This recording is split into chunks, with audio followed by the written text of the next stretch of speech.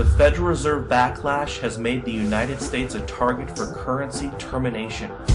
Following last week's announcement of QE2, China's leading credit agency downgraded the U.S. China's vice finance minister said the U.S. isn't living up to its responsibility as an issuer of a global reserve currency. The Fed's move doesn't take into account the effect of this excessive liquidity on emerging market economies. Brazil's president-elect. The last time there was a competitive devaluation of currencies, it ended up where it did, the Second World War. The finance minister in the Eurozone said that I don't think it's a good decision. You're fighting debt with more debt. In reaction to global tensions, President Obama stated that the Fed's mandate, my mandate, is to grow our economy. Not only is this not President Obama's constitutional mandate, the Fed has a horrible record of growing an economy. Since the creation of the Federal Reserve, the US dollar has lost 97% of its value. The Fed is now creating so much inflation that as of March of 2008, they stopped officially reporting M3 money supply.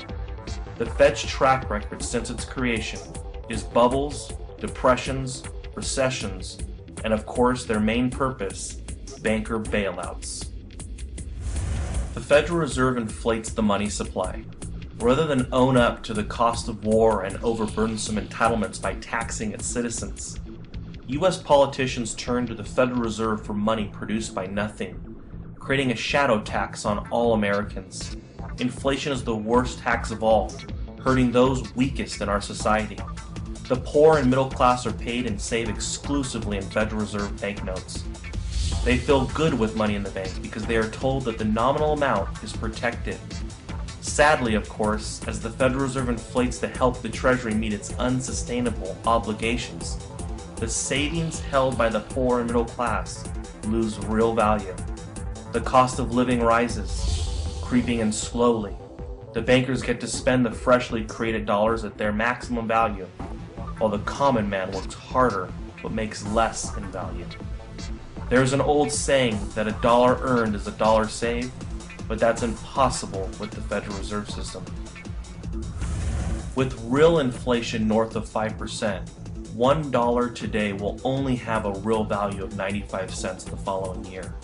Of course, economists will tell you that prices are rising, but in reality, money is falling. Congressman, I couldn't agree with you more that inflation is a tax. 40 years ago, a silver dollar could have purchased 4 gallons of gasoline. And today, because of the silver in it, it can still purchase 4 gallons of gasoline. However, the paper dollar currency backed by nothing hasn't fared as well. It now takes $3 to purchase a gallon of gasoline. Again, no one notices the slow death of a fiat currency, but one thing we do know is that they all die. So far in the world, we have seen just over 3,800 fiat currencies, and they have all become worthless. Meanwhile, honest money, gold, silver, or anything not created by man still holds value, just as it held value 5,000 years ago. The Federal Reserve System injects artificial stimulus into the economy every day. The Fed loans money to the banks loan money to people and governments. This distortion in the marketplace creates businesses, wars, entitlements, and demand that we don't need. Where would housing prices be without all this money in search of a borrower?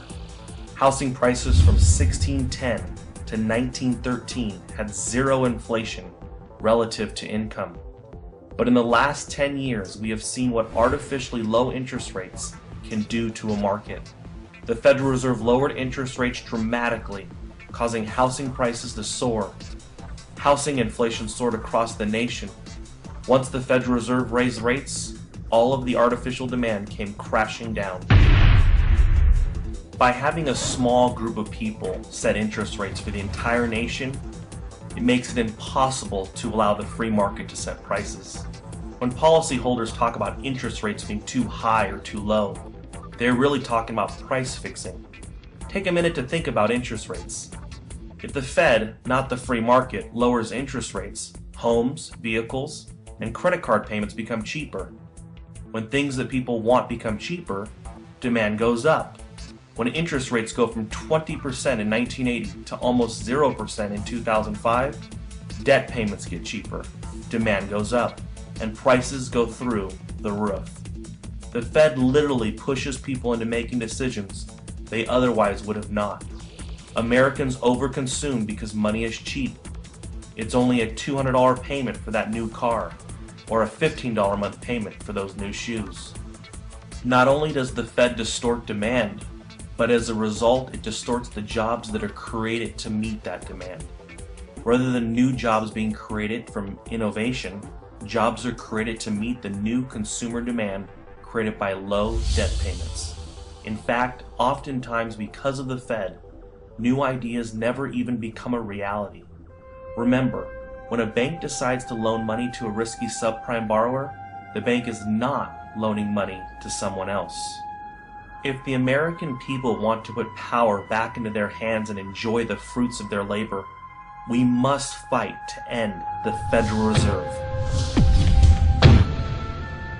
Right now, the National Inflation Association is projecting hyperinflation in the United States by the year 2015. For more information about how you can prepare and prosper, please visit inflation.us.